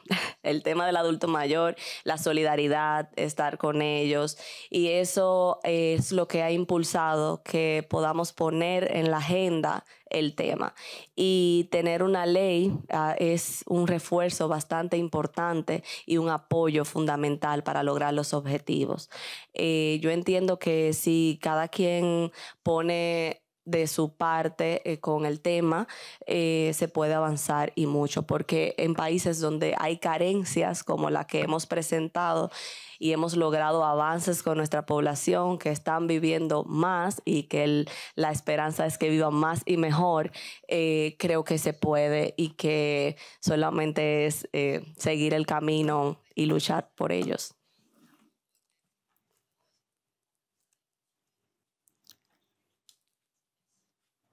Il y a une autre question? On va faire seulement... Ah, pardon. D'accord, d'accord. Après, il y a seulement une autre question et on va faire la pause, d'accord? Non, par rapport à votre question, en fait, de quelque part, la raréfaction des moyens et l'augmentation du nombre d'habitants âgés, et du coup, le croisement de courbes, je pense que la démarche qu'on anime autour de Villemidésé, c'est vraiment un travail d'anticipation et de faire en sorte qu'à chaque fois que c'est possible, on renvoie la question de l'avancée en âge vers le domaine général classique et de ce fait-là de préserver les moyens spécifiques sur l'accompagnement de la perte d'autonomie, la raréfaction des ressources financières pour les plus âgés dans une politique publique qui est dédiée, mais qui fait que l'évolution démographique n'impacte pas sur, je dirais, une croissance automatique, parce qu'à chaque fois que ça a été possible, on a remis dans le jeu normal les habitants le plus naturellement possible. Je reprends l'exemple de la mobilité. En tout cas en France, il y a quelques années, on entendait des personnes âgées qui nous disaient « je ne peux plus sortir de chez moi ». Du coup, on voyait des territoires qui prenaient un minibus et qui allaient chercher les personnes âgées à domicile. Le nombre faisant, aujourd'hui, on voit des territoires qui réfléchissent au transport en commun pour tous les âges, y compris les habitants âgés, en se disant de ce fait-là, je ne vais pas démultiplier de 1 minibus à 10 ou 20 minibus, je vais le garder que pour ceux qui seraient les plus fragiles et qui se disent eh bien, les transports en commun habituels, ils sont encore trop compliqués pour que je continue de faire les choses. Et ça, de façon démultipliée, quel que soit le sujet. Moi, je rajouterais juste que l'espoir, c'est dans la mobilisation citoyenne. Et je pense que c'est ensemble qu'il faut construire une société où demain, la proportion des âgés sera la plus grande.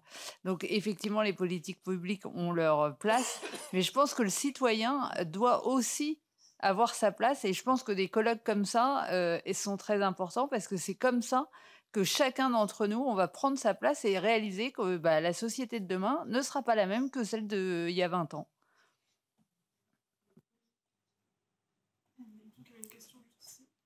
Oui. Ok. Bonjour, je Lagarde, directrice de la société Trade. Je veux concentrer ma question plutôt sur l'Amérique latine, si je peux me permettre. Considérant que la politique publique appliquée en Amérique latine à ce jour est assez absente au niveau de politique vers les personnes âgées, qu'est-ce que vous en pensez de l'approche des entreprises, de l'investissement des entreprises pour une politique d'insertion des soins des personnes âgées?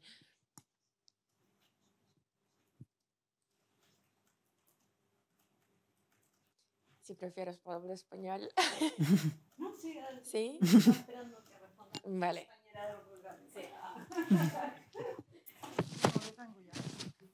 Sí, para nosotros es casi mandatario porque lo tenemos así establecido, que es una responsabilidad del Estado, la familia y la comunidad hacerse responsable y garante de la protección de las personas adultas mayores. Y actualmente nosotros tenemos convenios y acuerdos con empresa privada que trabajan el tema. De hecho, por ejemplo, está la banca, el banco, tenemos convenios con bancos y tienen como parte de su responsabilidad social el trabajo para personas mayores, pero algo muy importante que ha surgido de este convenio en específico es que hemos ido a 3 comunidades donde eran residencias de larga estadía para mejorar la calidad de vida de esas personas en esas comunidades, en esos centros permanentes. Sin embargo, porque la empresa privada estaba involucrada, logró movilizar otras empresas y otras sociedades y hizo otras alianzas directo que se pudieron conformar entre la residencia y la propia comunidad. Y eso impulsó y apoyó y respaldó, y lo vimos como parte del rol de empoderamiento de la sociedad en parte al tema. Y ya también eso hace que dentro de su responsabilidad social ellos puedan identificar y detectar esa parte de prevención de desde cuándo y desde dónde yo puedo aportar e intervenir para que quizás no se llegue a una condición o a una situación de precariedad con la población adulta mayor. Igual como el tema del trabajo, apoyar a que puedan insertarse a trabajar las personas mayores que así lo deseen en el trabajo formal. Oui, s'il vous plaît. Bueno, muchas gracias por la pregunta. Sí, yo diría que son cuestiones distintas, porque primero que nada, para nuestra región, como usted bien lo dijo, es de suma importancia que sea el Estado el que primero responda. ¿Por qué? Porque las políticas públicas son la visión del Estado en acción, ¿ya? Entonces, por una parte, el no hacer nada ya te demuestra qué es lo que está, la señal que está dando el Estado a la sociedad, y por otra parte, hacer algo y la forma en que lo haces también es una señal de Estado. Y es por eso importante ver cómo se construye el tema a nivel de Estado. Bueno, como CEPAL trabajamos para los Estados. Entonces, nos interesa que el tema a nivel de construcción esté primero en la agenda gubernamental y, si es posible, en la agenda pública. Se han hecho avances. Efectivamente, hay ocasiones en que el tema de envejecimiento logra posicionarse muy bien en la agenda gubernamental, pero cambia el gobierno y eso no persiste porque no está formulado como una política pública. Sin embargo, yo diría que hay una diferenciación importante, porque un tema es el accionar del conjunto del Estado y lo otro es lo que buscan instituciones específicas que trabajan con personas mayores. Que yo no sé si en Europa ocurre similar, pero en el caso del CONAPE, el que está hablando mi colega de República Dominicana, es una institución solo dedicada a personas mayores. Y así ocurren en distintas partes de la región. Instituciones que han sido creadas por ley, por una ley de desarrollo social o leyes específicas de derechos de las personas mayores que trabajan para atender a esta población. Primero tenemos que sacar de ahí el tema, para que no se concentre solo y únicamente en instituciones específicas, para que sea algo del Estado. Ahora, estas instituciones, y lo digo por mi recorrido por la región, se han buscado alianzas. Yo diría que todo depende, en muchas ocasiones, del gobierno de turno. Si hay posibilidad de establecer alianzas o no. Porque cuando nosotros sabemos que cuando el envejecimiento en nuestra región esté más afianzado, por llamarlo de alguna manera, esté más avanzado, el primero que va a reaccionar va a ser el mercado. ¿Ya? ¿En qué sentido? Banca para el mercado, para personas mayores, vacaciones para personas mayores, etc. El mercado va a tener un funcionamiento independiente. Ahora, el cómo negocian los estados o cómo establezcan esta relación los estados con el mercado y con las empresas en particular va a depender de cada uno de ellos. ¿Es necesario? Sí. La Agenda 2030 para el Desarrollo Sostenible nos dice que tenemos que generar alianzas con el sector privado, pero no siempre es fácil.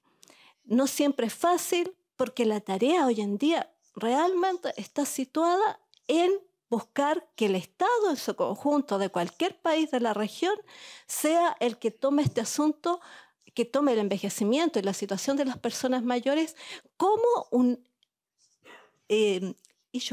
asunto en el cual tienes que intervenir. Y luego esperamos, ¿para qué? para desfamiliarizar también la atención de las personas mayores, que es muy característico de la región. Je peux? Oui. On a 5 minutes aussi, encore. Celui-là. Ça marche? Oui. Oui, oui. Merci beaucoup, c'est vraiment passionnant. Et j'en profite pour poser une question qui va nous aider, à Julie et moi, pour la synthèse de tout à l'heure.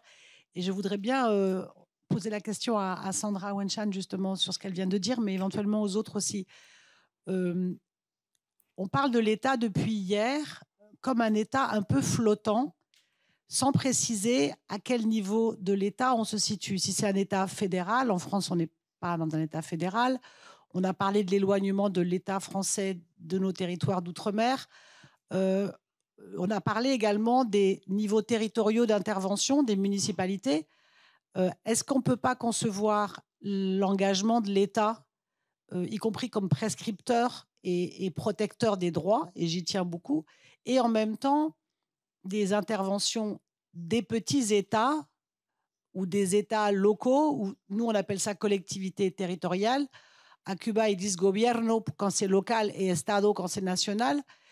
Mais est-ce qu'on ne peut pas aussi concevoir une articulation des échelles pour rapprocher en fait le droit, mais aussi la mise en œuvre du droit et aussi la participation citoyenne dans la mise en œuvre du droit, la rapprocher de son application? Parce que le droit des personnes âgées, c'est magnifique, mais si ça reste tout là-haut, il ne va rien se passer de concret. Je le vois très bien à Cuba. C'est super d'avoir des droits, mais entre-temps, il faut manger, par exemple, et ce n'est pas l'État qui donne à manger à Cuba. Enfin, ça l'est plus. Donc, est-ce que vous pouvez penser une manière d'articulation des échelles qui permettent une implication citoyenne aussi au niveau territorial et pas uniquement un État prescripteur et protecteur, mais d'en haut? Grande question.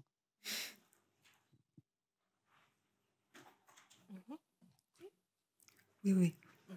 Me dit qu'on a 5 minutes, si vous pouvez faire ça. Bueno, muy rápido. Esto depende de la organización del Estado, porque tenemos estados federales, México, Brasil, Argentina, y luego tenemos estados que son centralizados, que es casi todo el resto de la región.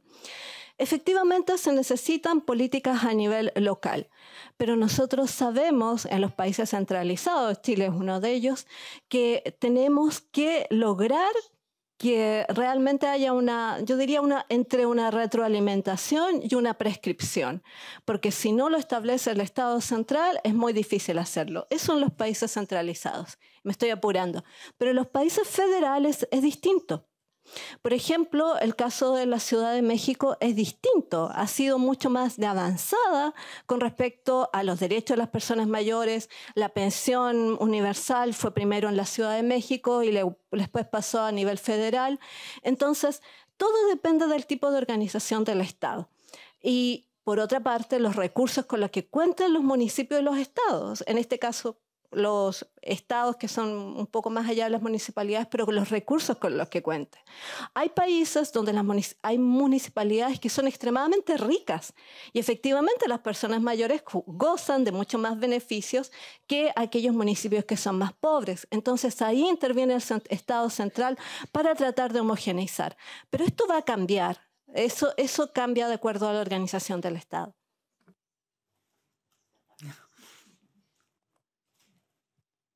C'est bon? Ils ont dit qu'il y a encore seulement une petite question, c'est ça? S'il vous plaît. Bonsoir, merci. En fait, je voulais savoir pour l'association Les Petits Frères, comment l'initiative, en fait, elle a débuté. Parce que nous sommes par exemple sur le terrain, et même en tant que jeune femme, en tant que doctorante, on travaille avec des praticiens ou des personnes âgées. Mais quand on rentre dans les familles, on se rend compte, c'est vrai qu'il y a le rôle de l'État, des institutions qui mettent en place des sorties culturelles, des rencontres associatives, mais sur le quotidien, l'accès au gaz, aller faire les courses, l'accès aux médicaments, et même en tant que jeune femme, aller aider une personne âgée, tout de suite, on est un peu regardé, c'est pas correct, enfin, on va dire dans notre société, c'est pas vraiment correct, puisque c'est pas quelque chose qu'on a l'habitude de voir. Et puis après, dans un deuxième temps, il y a aussi la famille. Comme on disait, des fois, les familles sont éloignées, où il y a déjà des conflits qui fait qu'on s'occupe pas des personnes âgées. Et nous, on arrive, on débarque. Donc, c'est vrai, est-ce que les associations pourraient jouer de ce relais puisque c'est plus formel? Et est-ce que vous avez fait, dès le départ, en fait, appel aux collectivités en termes de subventions? En fait, comment ça s'est structuré dès le départ? Et puis, pour aussi les villes partenaires des aînés, est-ce qu'on doit directement aller avec les collectivités ou est-ce que ce sont des initiatives de quartier? Enfin, je voulais savoir comment, en fait, ça a débuté. Merci. Alors effectivement, mon voisin dit 1946 Armand Marquiset, mais j'irai pas jusqu'à là. Par exemple, on vient de développer depuis 3 ans aux Antilles, donc Guadeloupe, Martinique. L'initiative, elle est partie de citoyens locaux qui, par Internet, nous ont trouvés et se sont dit face aux situations, et notamment c'était une infirmière à domicile, face à la situation des personnes âgées que je rencontre dans toute la journée via mon travail, qu'est-ce que je peux faire et qu'est-ce que voilà, en tant que citoyenne. Et donc nous, l'idée, c'est de former des équipes de bénévoles citoyens qui effectivement ont la reconnaissance des Petits Frères des Pauvres, une organisation qui aujourd'hui est reconnue par effectivement 80 ans d'expérience. Donc, ils ont ce statut associatif et l'idée, c'est de travailler et d'agir sur le terrain, alors naturellement, avec tous les acteurs du terrain. Nous, c'est les CCAS, les centres communaux d'action sociale, qui sont nos premiers partenaires parce que c'est eux qui vont nous référer les personnes âgées et c'est en partenariat avec tous les autres acteurs qu'on va agir. On ne va pas débarquer chez une personne âgée en disant hey, « oh, nous voilà, vous êtes seuls ». Mais c'est ensemble qu'on va travailler et quand la famille est éloignée, on s'assure que la famille est d'accord pour que la personne âgée puisse recevoir des personnes. Donc, c'est vraiment une collaboration entre tous les acteurs de terrain. Voilà. Et nous, aujourd'hui, dans les Antilles, on est aujourd'hui sur Saint-Martin, Guadeloupe, Martinique. On a plus de 150 bénévoles, 150 personnes âgées en 3 ans parce qu'il y a un vrai besoin. Et ce principe-là, c'est le principe qu'on fait dans tous les pays du monde. Alors, naturellement, selon la spécificité du pays, elle va être un peu différente. Par exemple, au Mexique, on a beaucoup de Casa del Dia qui sont des centres où les personnes âgées viennent passer la journée, faire des activités, etc. Parce que rentrer dans les familles, c'est un peu plus compliqué, effectivement. Donc voilà, on trouve des solutions. Mais c'est vraiment avec l'ensemble des acteurs du territoire qu'on agit. Alors à la fois public, les autres associations. Et notre objectif, c'est pas de pas dupliquer ce que d'autres font, voire aussi bien ou mieux que nous, c'est de se compléter et de compléter l'offre, entre guillemets, des territoires. Et on est prêt à se développer à travers le monde, donc n'hésitez pas. Ben, merci beaucoup. Pour conclure, on peut déjà faire ça. Je tiens à remercier une nouvelle fois tous les participants, les co-officiers et les organisateurs. Je remercie également l'équipe pour son professionnalisme. Et j'espère que les réflexions et les débats aujourd'hui pourront servir à base d'actions futures en faveur des processus de vieillissement plus dignes pour les aînés. Je vous remercie de votre attention. Merci beaucoup.